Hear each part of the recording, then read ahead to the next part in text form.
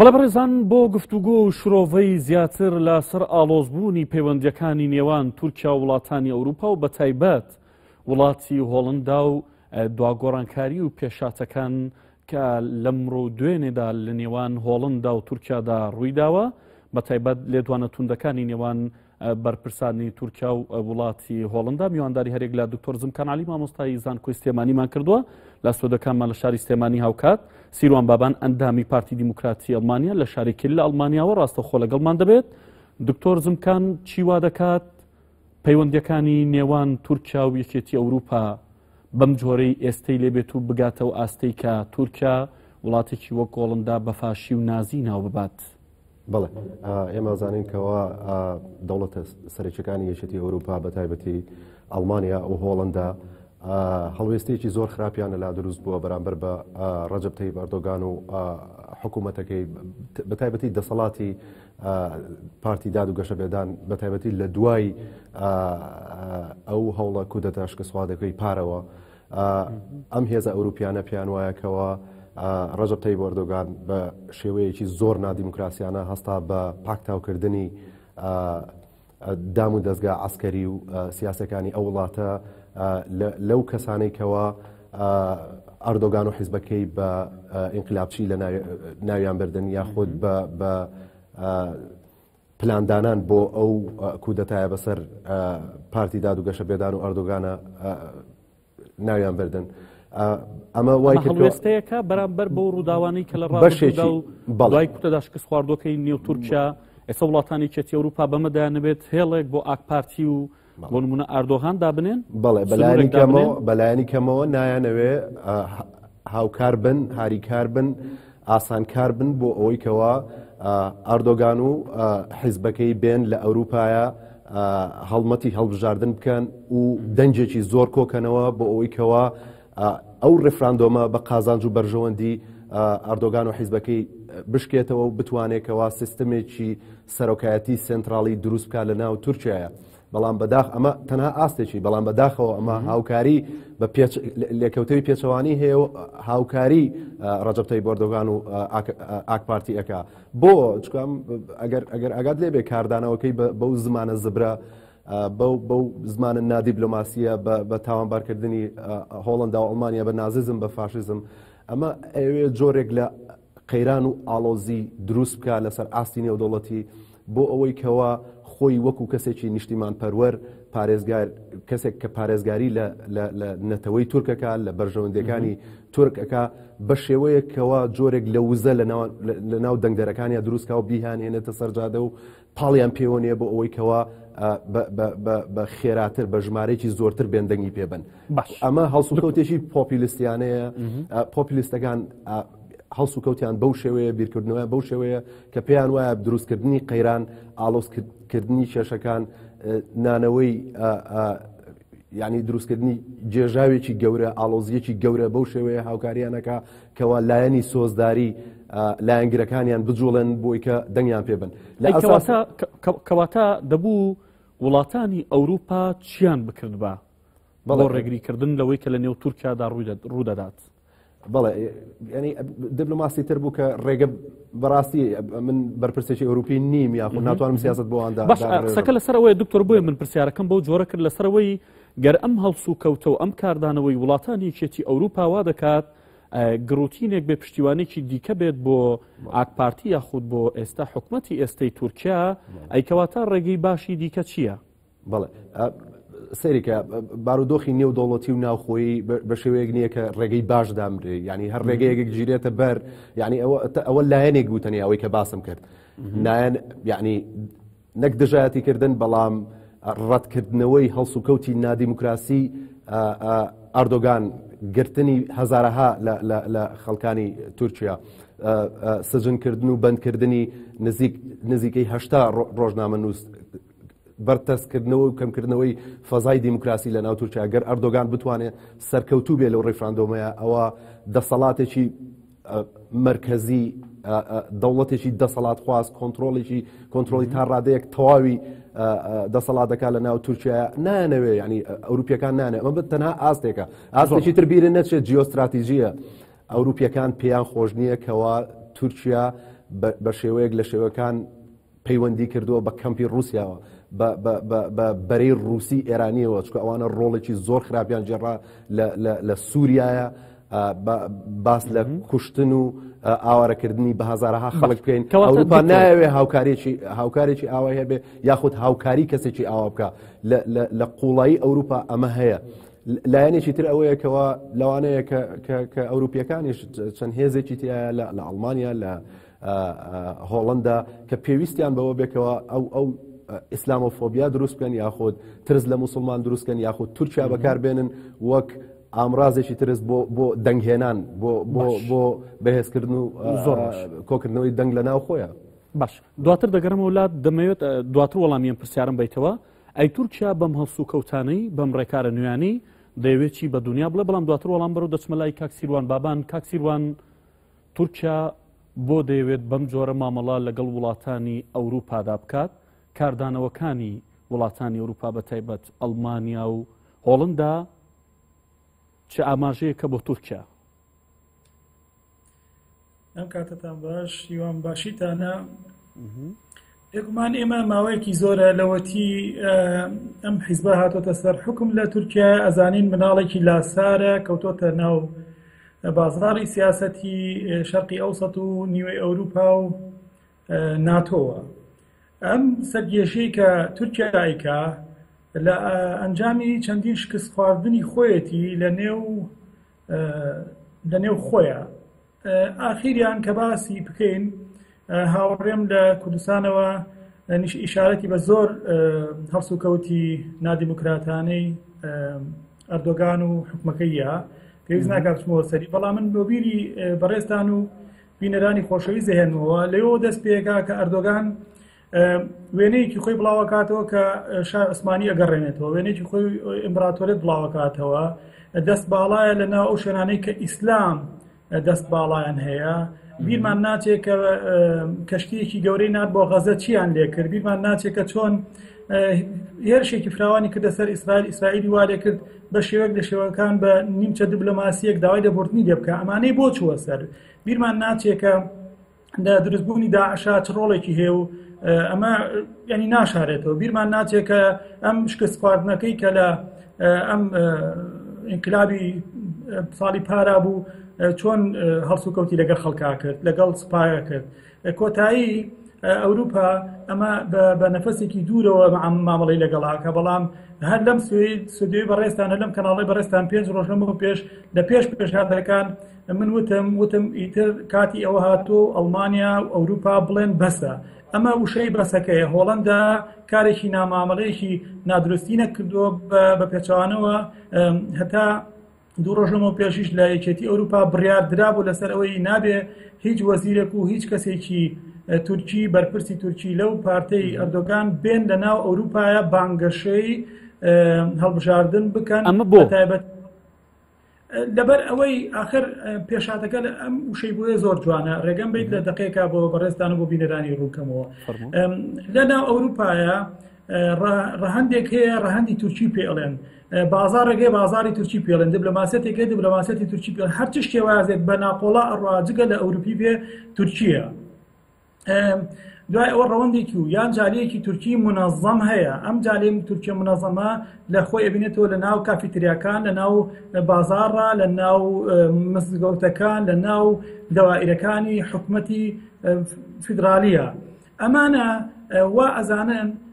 ئەزانن کە لە تورکیا مناڵێکی کورد یان تورک یان هەر کەسێکی لە تورکیا فێری خوێندن ئەبێ لە کوردستان داراد و داریدی لەوێ نەخێر، لەوێ تورک. ئەم عقلیەتە کە خۆم دێکەم کەسم ئەمان لە سەرەتایە لە قوتابخانەی سەرەتایی ئەڵێ خۆم تورکم بابەت زمانەوێ خۆیان تورکن، دایکیان تورکە، ئەرز تورکە، هەمووی تورک یەکەم کەسە. ئەمان وای ئەبینن. هەڵبەتە ڕەهەنگی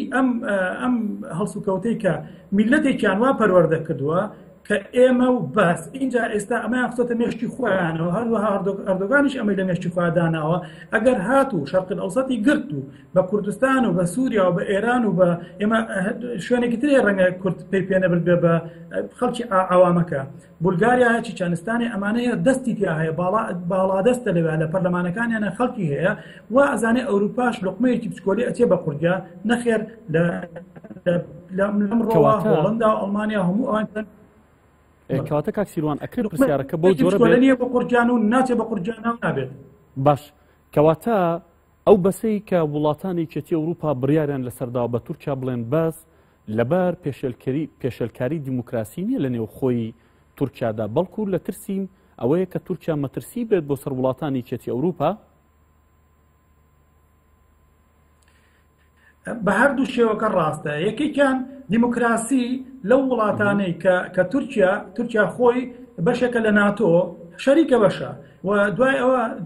سێ ڕۆژ لەمە پێش لە ناو پەرلەمانی ئەڵمانیایە سەرۆکی پەرلەمان و سەرۆکی حکومەت و ڕاوێژکار و هەمویان وتیان ئێمە تورکیا بە شەریکە بەشێک ئەزانین لە لای خۆمان ئەو تورکانەی کە لێرن لە سایادەی خەڵکەکەمان لابین ئێمە بە شەریکە بەشێکتان ئەزانین تکاتان لێکن هەڵوێستی دیموکراتیتان هەبێ اینجا بیرمان نەچێتەوە پێشاتەیەکی تر هەیە باشترین و جوانترین ڕۆژنامەنووسی بەڕەگەز لە تورکیاوە هاتوو لە هەڵگری ڕەگەزنامەی ئەڵمانیە لە تورکیا بند کراوە لەسەر ئەوەی کە بە هۆکاری ئەوەی کە پشتگیری لە پەکەکە کردویان یان پەیامنێرێکی چالاک بوو بۆ پەکەکە هەمووی کێشەیە بۆ دیموکراسی بوون و دوایەوە تورکیا ئەوێ بێتە ناو خێزانی ئەوروپیەوە آخر توێتە ناو خێزانی ئەوروپیەوە لە پەرلەمانە خاتو مێرکل وتی وای لێ مەکە کە هەنگاو بڕێتە دواوە دوور ئەکەویتەوە لە خێزانی ئەوروپی ئەمە شەڕێکە شەڕی ئەوروپیە بۆ دیموکراتی باش دەگەڕم وڵات دکتۆر زمکان پێشتر پرسیم وتم تورکیا دەیەوێت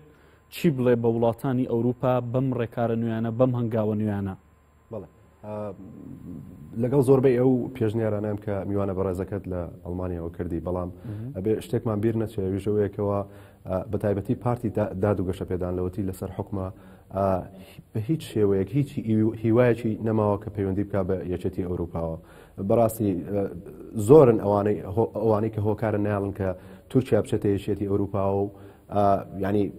پارتی دادی گۆشە پێدانیش لی بێ هیوا بووە بۆیە بەم شێوە نادیبلۆماسیانە تەسەڕوفەکە لەگەڵ ئەم کارتی فشار نییە وەک پێم وتی ئەم دروستکردنی ئەم گرژی و ئاڵۆزیە وا ئەکاکەوە لە لێکدانەوەکانی ئەردۆگان و پارتەکەیە وا ئەکاکەوە خەڵکێکی زیاتر دەنگی بۆ بن بە جۆش و خڕۆشتر بێنە پێشەوە لەبەرەوەی کە خۆی بە پاڵەوانێکی نەتەوەی نیشانی خەڵکی تورکیایە بە تایبەتی ئەوانەی کە دەنگی پێن بیرمان نەچێ ینی بۆ ئەردۆگان ئەم ئیشە ئەم کارە زۆر ئاسان نییە کەوە لەو ڕیفراندۆمەیان سەرکەوتوو بێ لەبەر ئەوەی کەوە تورکەکان چ لە ناوخۆی تورکیا چ لە دەرەوەی تورکیا وەک یەک نین وەک یەک بیر ناکەنەوە بەشێکی زۆر لە تورکەکان چۆن کورد لە ناو تورکیا لە دەسەڵاتی ئەردۆگان و لە دەسەڵاتی ئەردۆگان نیگەرانە لە سیاسەتەکانی نیگەرانە ئاواش بەشی ڕەوتێکی گەورە هەن لە ناو تورک خۆیانە چ لە دەرەوەی ئەوروپا چ لە ناو خۆی تورکیا چ لە دەرەوەی تورکیا کە دژی ئەردۆگانن دژی سیاسەتەکانی دژی دروستکردنی دەوڵەتێکی مرکزین یاخود سیستمێکی سەرۆکایەتی ئەمە ئەمریکا نییە لە ئەمریکا سیستمێکی وا هەیە بەڵام کەس بەو شێوەیە تەسەور ناکرێت پێشێلی دیموکراسی بکرێ یاخود ئەو دەوڵەتە بەرەو دەسەڵات خوازی و تا ڕادەیەک دیکتاتۆریەت ببڕێ لەبەر ئەوەی کەوا لە ئەمریکا سیستمی چێک و باڵانسەیە لە ئەمریکا کولتوری دیموکراسیەت هەیە بەڵام ئەگەر سەیری هەڵسو کەوتەکانی پێشووی ئەردۆگانکەی ئەم کەسە نەک تەنها دەسەڵات خوازە بەڵکو هەموو ڕێکارێکی نادیموکراسیەتێتە بەر بەڵام ئەفو ئەگەر ڕێگەم بی ببوورە هێشتا وابزان وەڵامی پرسیارە ئەمە وا ئەکاکەوە ئەم بەرزکردنەوەی ئاڵۆزیانە تونند ئەم دروستکردنی قەیرانە نێودەوڵەتیە وای لێ بکاکەوە محاولە بکە زۆرترین دەنگ بێنێ لایەنی سۆزداری تورکەکان بجوڵێنێ ناسنامەی دینیان بجوڵێنێ بەرامبەر بەچێ بەرامبەر بە خەتەرێکی دەرەکی ئەردۆگان ناژی بەبێ ئەوەی کە هەڕەشە و خەتەری وەهمی دروست نەکا بۆ ئەوەی کە سەوت بێنێ بۆ ئەوەی کە دەنگ بێنێ بەڵام ئەمە یەکلایەنە نییە لە بیرمان نەچێت تورکیا ئەمە فەرموو ئەی وڵاتانی ئەوروپا بۆچی ئەمە دەکەن وڵاتانی ئەوروپا ئێستا بۆ دەڵێن بۆ نمونە تورکیا ستاپ بەڵێ پرسیارەکەوەی لە پێناوی دیموکراسی و پێشێلکردنی دیموکراسیدا لە نێوخۆی تورکیا یاخود وەک مەترسیە سیر دەکرێت بۆ سەر وڵاتانی یەکێتی ئەوروپا باوەڕ ناکەم وەک مەترسی لەبەرەوەی کە لایەنی عسکەری و لایەنی استراتیژیەوە تا ئێستا تورکیا ئەندامی حلفی ناتۆیە کە ئەڵمانیا ئەندامی هاوپەیمانەتی ناتۆیە وڵاتەکانی تری زۆربەی وڵاتەکانی تری ئەوروپا بەڵام مەسەلە ئەوە نیە کە لە تورکیا ئەترسن تەنها مافی مرۆڤ نییە ئاماژەم پێەیە لایەنێکی جیۆستراتیجی هەیە بیرمان نەچێت کەوا تورکیا ئێستا پەیوەندی کردووە بە بەرەی ڕووسی ئێرانی بەرەی ڕووسی ئێرانی هۆکاری گەورە بوون بۆ ئاڵۆزکردنی قەیرانی سووریا بۆ ڕۆشتنی بەشێکی زۆر لە ئاوارەی سووری و عێراقی بۆ چۆ بۆ ناو ئەوروپا و دروستکردنی هەڕەشە لەسەر ئابووری ئەوروپا لەسەر ناسنامەی ئەوروپیەکان ئەوان ئەزانن کە تورکیا بە شێوەیەکی ناڕاستەوخۆ بەشداری ئەکات لە دروستکردنی هەڕەشە لەسەر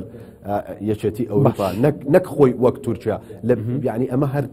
یعنی ئەمە لە ئاستێکە بەڵام ئاستێکی تریش ئەوەیەکەوە بەڕاستی مەترسیان هەیە لەوەیکەوە یەکێتی ئەوروپا چواردەوری بدرێ بە سەرکردەی پۆپیلیستی وەک دۆناڵد ترامپ وەک ڕەجەب تەیب ئەردۆگان وەک چیتر ڤلادیمیر پوتین یعنی ڤلادیمیر پوتینی رووسیا یعنی ئەو کاتە یەکێتی ئەوروپا یەکێتێکە لەسەر ئەساسی مافی مرۆڤ لەسەر ئەساسی دیموکراسیەت لەسەر ئەساسی کرانەوە بە ڕووی جیهانە فرەیی ڕەگەزی فرەیی ناسنامەی بکەوێتە هەڵوێستێکەوە کەوا مامەڵە لەگەڵ ئەردۆگانێکی خاوەندە دەسەڵاتی گەورە بەو نەزعە ئیسلامیە نەتەوەیە توندڕەویەک کار بکات لەوانەیە ببێتە هەڕەشە بە شێوەیەک لە شێوەکان یعنی ئەگەر بەڕاستی ئەگەر ئەردۆگان ئەو کاتە ئەگەر لەو ڕێفراندۆمەیە سەرکەوتن بەدەست بێنێ ئەو کات بە ئەوروپیەکانە لە فەرمووی ئێستا مامەڵە لەگەڵ سەرۆکێکا بکەن کە هەموو تورک دەنگی پێیاوە کە دەسەڵاتی زۆرە کە ئێستا هێزێک نییە لە ناو خۆیان دژی ئێمەی بجوڵێنن یعنی ئەو مەترسیانە تا ڕادەیەک هەیە بەڵام ترسێکی گەورە نییە مەترسیانە دەبنە ڕێگر یاخود کۆسب لەسەر تێپەڕاندنی دەستور وەک وتم بەڕاستی تا انتخابات هەتا ئەم جۆرە ئاڵۆزیانە هەبێ هەتا حکوومەتی ئاکەپە ئەم ترسە گەورەیە دروستکە و خەڵکی پێ هەڵبخەڵەتێنێ بەڕاستی دەنگێکی زۆری پێکۆ بکاتەوە زۆر بەداخەوە هاوکاری تورکیا ئەکا بۆی کەوا هاوکاری ئاردۆگانەکە بۆ ئەوی کەوا بەڕاستی لەو ڕێفراندۆمەیان سەرکەوێ قازانجی تورکیا دوور مەودانیە لە نزیک مەودایە لەو انتخابات تایباتەوە بەڵام ئەمەوە ناگەێنێ لە دوای ئەو هەڵبژاردنەوە یاخود ئەو ڕێفراندۆمەوە ئەم ئاڵۆزیانە قوڵترە بنەوە یەکێتی ئەوروپا و تورکیا پەیوەندیان بە هیچ شێوەیەک بەیەکەوە نامێنێ بەلایانی کەمەوە دراوسەی یەکترین بەلایانی کەمەوە لە ڕووی ئابووری و پێویستیان بەیەکەمێنێ بەلایانی کەمەوە یعنی ئەگەر مقارنەی بکەی بۆ یەکێتی ئەوروپا بۆ وڵاتی یەکگرتووەکانی ئەمریکا تورکیا تا ڕادەیە کراوەترە بەرامبەر بە غەرب وەک لە ئێران یعنی ئەبێ زۆر بەڵی لەگەڵا بکرێ زۆر باشە کاک سیروان وەڵامە توندەکانی یاخود سوربوونی ئێستای ئاکپارتی و حکومەتی ئێستای تورکیا بەرامبەر بە یەکێتی ئەوروپا چیمان پێ دەڵێت و هاوکێشەکە بەرەو چۆ دەبات گومانی تیان نییە من لە پێشەمە باسی قۆناغەکانی پەروەردەکردنی تاکی تورکم کرد ئەگەر پارتی نەبێ هەر پارتێکی تر بێ هەر پارتێکی میان ڕەو هەتا ڕاستڕەو هەتا ئیسلامی هەتا ئامان هەمان ڕەوشتی هەیە ئێمە ئەبێ بزانین من چاودێرێکم لە کۆمەڵایەتی خەڵکەکانەوە ئەڕوانم وەک لە سیاسەتەوە بڕوانم ئەو فلیمانەی کە لێ ئەدرێن ئەو فلیمانەی کە پەخشەکرێن لە ناو تورکیایە فێریانەکەن چۆن لەسەر جادە ڕەوشتی داعش بەرامبەر خەڵکی تر بکەن هەموو بێگانەیەک لە تورکیا هەروەها لە هەندێک وڵاتانی عەرەبی موسڵمان هەموو بێگانەیەک عیبارەتە لە قوتوویەک پارە تۆ ئەبێ بە ئارەزی خۆ لێی هەڵۆشێنی تا پارەکانی لێ ببیت بەکڕین و بەفرۆشتن هەموو دەوڵەتێکی دراوسێ لە ڕوئیا و لە چاوی سیاسەتمەدارەکانی تورکیا دەوڵەتێکن بۆ غەزاکردن دەوڵەتێکن ئەبێ بیان دۆشیت هەموو نمونەکانمان دیارە و لەوە وازەختر ناتوانم قسە بکەم ئێمە ئەبێ بزانین ڕێگرتن لە تورکیا بەم شێوەیە بڕیارێکی سیاسیانەی ئەوروپی گشت جەمعیە بۆ بڕیارێکی دروستیشە بەڕای من من بەڕای من ڕای تۆم دەوێت من بەڕای من بڕیارێکی دروستە بەڵام دکتۆر زمکان بمبورە کاک سیروان هەر دکتۆر زمکان ینی میوانەکەم لە سلێمانی ئاماژە بۆ دەکات دەڵێ ئەم جۆرە ڕێگریکردنە ئەم جۆرە هەڵوێستە سیاسیە بەرامبەر بە تورکیا وا دەکات لە نێو خۆی تورکیادا ئاردۆغان یاخود ئاکپارتی سۆزی زۆرترین هاوڵاتی تورکی بەلای خۆیدا ڕابکێشێ و هاوکاری دەبێت بۆ تێپەڕاندنی دەستور. ئەمەیان ئێمە ناتوانین پێشهاتەکان من بەش بە حاڵی خۆم ناتوان پێشهاتەکان وا بنەخشێنم کە خۆم ئەمەوێت بەڵام هاوڕێشم ڕاست دەکات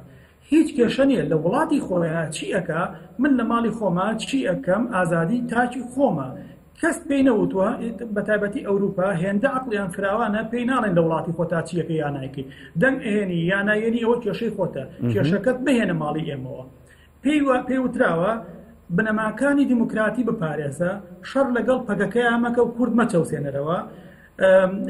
ڕۆژنامەنووس 90 ڕۆژنامەنووس لە تورکیا ئێستا بە هۆکاری نادیموکراسی بە هۆکاری ئەوەی کە چالاکی سیاسی و چالاکی مەدەنی و ئەمانە سجن کراون سەرۆکی گەورەترین فراکسیۆنی کوردی لە سجنایە 3 ڕۆژ لەمەوە پێش سەرۆکی فراکسیۆنی چەپەکان لە ناو پەرلەمانی ئەڵمانیا وتی ئەو شوێن ببورن هەروەها سەرۆکی کوتلەی سەوزەکان پارتی سەوزەکان کە خۆی بە ئەسڵ تورکە وتی ئەو شوێنەی کە ئەبێت ئۆزدەمی یان ئەو شوێنەی کە ئەبێت ئەو کەسایەتانەی ئەندام پەرلەمانن لە پەرلەمانان بەندیانەکەن آخر تۆ سێریکە من ئەندام پەرلەمانم نەبینیوە لە سجنا بەردبکرێ بەپێ یاسایەکی عورفیا یاسایەکەەوە بێ ئەمە خەلەلەکەیە ئەوروپا ئەڵێ دوورکەورەوە لێمان یەک خاڵی تر هەیە هاوڕێم ئیشارەتی پێکرد ئەوروپا خۆی پرۆدکسیۆنەکە خۆی شت ئەباتە دەرەوە هیچ پێویستی بە بازرگانی نییە لەگەڵ تورکیا تورکەکان نمونە جوۆرە لە ساڵی هەشتاکان و دوای هەشتاکانیشە بە هەڕەشیان لەسەر ئەڵمانیان کوتیان ئەگەر ئێمە ئەم مامەڵەمان لەگەڵا بکەی بەم شێوازێکی تر هەبوو ئیستا پێویست ناکات باسکرێتەوە ئێمە دوکانەکان داخن دای بخەن هیچ کێشە نیە لەبەر ئەوەی ئەڵمانیا 20 ساڵ لەمەوە پێش بناغی ئەوەی دامەزرانەوە ئەگەر تورکەکان 8 ملیۆنن یا 10 ملیۆنن بڕۆنەوە 20 ملیۆنی تر ئاوارەی تری من وەکو ئەو کەسانی کە تریش لەم چوادۆرن ئێمە جێ ئەگرینەوە ئەمان تورک بەگشتی اونجا حکومەتی تورکیا لەسەر ئەسپێکی شەل گرەو ئەکە ئەسپ بە شەلەکە هاتۆتە ئەوروپاوە قاچەکەی لێ بۆ تۆ بەڵام ئەمان چارەسەری بۆ ئەکەن بە دیموکراسیانە باش کەواتە بەم جۆری ئێستا بەم هاوکێشەی کە ئێستا هەیە بەم ئاڵۆزەی کە ئێستا هەیە ئایندەی پەیوەندیەکانی تورکیا و وڵاتانی یەکێتی ئەوروپا بەرەو چۆ دەڕوات بە بڕوای من ئەوروپا چونکو کاتەیەکی جوانن لە هەنێک عەقڵی دیبلۆماسیەتە ئەمە بەس ئەڵمانیا نییە بڵێ وڵا فەقیر نویان هۆڵەندا وایە بولغاریایە سربیایە وڵاتی تریتە ئەمانە بڕیار ئێن اینجا بۆ زانیاری بەڕێستان و بینەرانی خۆشەویست هەر لەمانی ئەوروپی کە کۆ ئەبنەوە 6 بانی پێ ئەچێ ئەم لیژانە کۆ ئەبنەوە هەموویان یای خۆیان ئەڵێن بە هێواشی وردە بڵە ئەخۆن و لەسەر خۆ بڕیارێک دەرناچێت ئەگەر جوان دەردی لای خۆمان لە بەکاوە خوێ وردە هیچ ڕەتفعلێکیان کاردانەوەی سەرڕۆیی یەک تاکە کەس نییە ئەمڕۆکە ئەو وەزیرەی تورکیا لە هۆڵەندا وەسنوداش کراوەتەوە هەموو ئەوروپا باجەکەی ئەگەر باج بێ باجەکەیە ئەگەر خۆشی بێ خۆشەکەی ئەیە لەبەر ئەوە تورکیا بەتەنیا ئەمێنێتەوە باسی ئەوە ناکەم ئەگەر بەلای خوارە بڕات جۆچکەی وڵاتەکانی دەور و شەرق بگرێت بەڵام بۆ ئەوروپا دەرگا داخرا لەسەر ئەم شەڕانگێزیەی تورکیا چونکو هەتا ئێستا بە مێژووە چوینەتەوە لە ناو پەرلەمانی ئەڵمانیایە کە پەرلەمانێکی زۆر سادە و ساکارە لە ناو پەرلەمانە هێشتا نەبووە بە وازەحی و بەڕوونی دژایەتی هەڵوێستی سەرۆک حکومەتێکی جگە ئەوروپی بکەن بەڵام هەر بە کورتی دەمێت لە یەک خولەکە وەڵامی ئەمە بیتەوە ئەی هەڵوێستی ئەڵمانیا لە کاتێکا بۆ نمونە بانگەشە و دروشمەکانی پەکەکە و یەپەکە و پێدا قەدەغە دەکات بۆ نمونە پێشوازیکردنی مەولود چاوەژۆخڵۆ وەزیری دەرەوە لە فەڕەنسا و بانگەشەکردنی لەگەڵ هاوڵاتیانی تورکیا ئەمە جۆرێک لە جیاوازی سیاسەتی وڵاتانی یەکێتی ئەوروپا نییە؟ ئەمانێنی دەسەر قۆناغێکی تر لە یاری پێکردنی شەترەنج بە دیبلۆماسیەت لە دیبلۆماسیەتی دەوڵەتی عاقڵە ئەڵێت ئەگەر کەوتیتە هەڵەیەکی دیبلۆماسیەوە وەزیری معنی یان مدیری معنی فەسڵ ئەەکەیت ئەڵێ لەگەڵ خۆی هەڵەکەی برد و خۆی حافیزی بێن لەگەڵ ئەوەی کە پەکەکە هەر جا من طبعا نامێ بەناو ئەو زۆر بە کورتی ڕوویەکی زۆر جوان و مۆدرن پیشان ئەیات بەڵام ئەو کاتە ئەڵێن پۆلیسی فلان پۆلیسی کۆلن ئەو ئیشەی کردو ئێمە داوای لێبوردنێکی پچکۆلە ئەکەن بەڵام بیرمان نەچێ ئێمە ساڵانێکی زۆر بە هاوکاری تورکیا و چەنەها دەوڵەتانی تر پەکەکەیان خستە سەر لیستێکەوە کە ئێستا خۆشبەختانە لەو لیستەیە دەرئەچێت. باش دەستخۆش دکتۆر زمکان دەمەوێت بزانم ڕای تۆ چیە سەرنجی تۆ سەبارەت بە ئایندەی پەیوەندیەکانی نێوان تورکیا وڵاتانی یەکێتی ئەوروپا و ئەوەی کە ئێستا دەگوزارێت. بەڵێ بە هیچ شێوەیەک ناگەڕێتەوە دۆخی پێشوو ینی لە دوایم ئاڵۆزیە دیبلۆماسیانەوە بەڵام ئەماوە ناگەێنێکەوە یەکێتی ئەوروپا و تورکیا پەیوەندیان نابێت لە داهاتووە من دڵنیام لە دوای ئەم لە دوای کۆتایی هاتنی هەڵبژاردنەکان چ لە تورکیا چ لە ئەڵمانیا هۆڵندا ئەوروپیەکان ئەگەڕێن بە دوای یعنی ئەگەر تەنها ئەوروپیەکانیش بن ئەگەڕێن بە دوای زەمینەی هاوبەشا بۆ ئەوەی کە بە شێوەیەک لە شێوەکان مامەڵە لەگەڵ تورکیا بکەن و جۆرێک لە جۆرەکان پەیوەندی لەگەڵا دروست بکەنەوە خاڵێک کە ئەگەر بکرێت لەگەڵ میوانە بەڕێزەکەت نەبم لە ئەڵمانیا ئەوش ئەوەیەکەوە یەکێتی ئەوروپا تەواو مووقفێکی یەکگرتویان هەیە بەرامبەر بە تورکیا و ئەمە کۆتایی پەیوەندیانە یاخود کۆتایی مامەڵەکردنیانە لەگەڵ تورکیایە بە پێچەوانەوە سعودی عەرەبی وڵاتێکی دیموکراسی نییەوە ئەشزانن بە شێوەیەک پێشێلی مافی مرۆڤەکرێت لە وڵاتەیە چ ئەمریکا وڵاتانی یەکێتی ئەوروپا مامەڵەی لەگەڵاکەن لەو باوەڕەشانیم کەەوە تورکیا گرنگ نەبێت تورکیا ئەگەر تەنها لەگەڵ لەسەر پێگە جوغرافیە سیاسەکەشی بێ یەکێتی ئەوروپا هەر بەلایەوە گرنگە چکە ئەوە پێگەیەکە کە ڕۆژهەڵاتی ناوەڕاستە بەسێ بە یەکێتی ئەوروپاوە کەواتە سەیریکە ئەو بیرۆکەی جەنابەت زۆر جوان بوو کاک دیاری وتت فەڕەنسا مووقفی جیاواز بوو سەیریکە ئەوروپیەکان چۆن تەعاملەکەن بە هیچ شێوەیەک نایانەوێ ئەگەر لەگەڵ کەسێکیشە ئەزمەیان هەبێ ئەگەر لەگەڵ کەس لایەنێک یا دەوڵەتێکی ترە ناکۆچیان هەبێت چیەکە زۆر بە کورتی ساڵی 2010 لە پەرلەمانی ئەوروپی لەگەڵ چەند خوێندکارێکا بووم ئەو کاتە یەکێک لە خوێندکارەکان پرسیارێکی کرد لە پەرلەمانتارێکی ئەوروپی وتی بۆ نایڵن تورکیا بێتە ئیتحادی ئەوروپیەوە وتی ئەمە وەختی خۆی لە سەردەمی خۆیان وڵاتی ئیمپراتۆرەتی عوسمانیمان لە دەرگاکانی نەمسایە وەستان ئێستا ئێوە ئەتانەوێ وڵاتێک کە زۆرترین ژمارەی دانیشتوانی هەیە اقتصادێکی بەقوەتی هەیە قوتێکی عسکەری گەورەی هەیە بیهێنین بیکەین بە ئەندام لەم یەکێتیەیە کە سەیترە بکا بە سەرمانە بیرت نەچێ کاک دیاری ئەوە یەکێتیەکە کە لە ئەسڵە لە ئەساسان لەسەر ئەساسی بنەما مرۆییەکان دامەزراوە دیموکراتیەکان ئابوووریەکان بەڵام یەکێتێکی کریسیانی مەسیحیشە نایانەوێت ئیسلام هەیمەنە بکا بەسەریە ئەوە بە تۆزێک واقعی بین لەوەیان زۆرش کاک سیروان کەمتر لە خولەکێکتەمە پێما بە شتێکە دەبیڵی دوا کۆمنتت داکۆمنت خۆشحاڵم کە لەگەڵ مامۆستای بەڕێزە هاوڕاین سعودیە جوغرافیای نییە لەگەڵ ئەوروپا و داوای نەکردووە بێتە ناو یەکێتی ئەوروپاوە هەرچەنە من خۆم بەش بە حاڵی خۆمەکو سیروان بابان ساڵی داهاتوو پرۆژەیەک پێشکەشەکەم بە پەرلەمانێک کە هەڵبژێرابێ کە کوردستان داوا بکات بێتە ناو یەکێتی ئەوروپاوە بە مەجموعەیە شەر چونکە جوغرافیا مەرجێکی سەرەکی نەنووسراوە لە ناو نەخشەڕێگای یەکێتی ئەوروپایە بەرحاڵ ئێمە پێشنیاز و پێشنیارەکانمان هەیە ڕۆژانی داهاتوش ئەسەلمێنێ کە تورکیا لە ناو ئەوروپا دۆڕاوترین کەسە هەر کەسێکیش لەگەڵ تورکیا قاچی لکابێت دۆڕاوترین کەس ئەمێنێت و وڵاتەکە بەرەو نەهامەتی ئەڕوا هیوادارم وڵاتی ئێمە ئاوەدان بێت و ئێوەش سەلامەت بن. سیروان بابان ئەندامی پارتی دیموکراتی ئەڵمانیا سوپاس بەوەی لەم پانۆرامای لەگەڵمان بووی هاوکات دکتۆر زمکەنالی مامۆستا لە زانکۆی سلێمانی سوپاس بەوەی بەشدار بووی لەگەڵمان.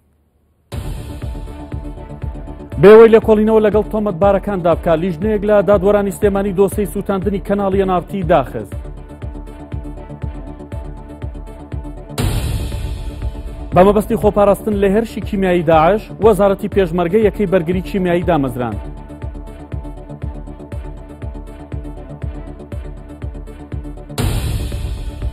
برێدما گۆڕایگەیان تا ئێستا ڕاهێنانیان بە 90,000 کەس لە سوپا و پێشمەرگە و پۆلیسی عێراق کردووە.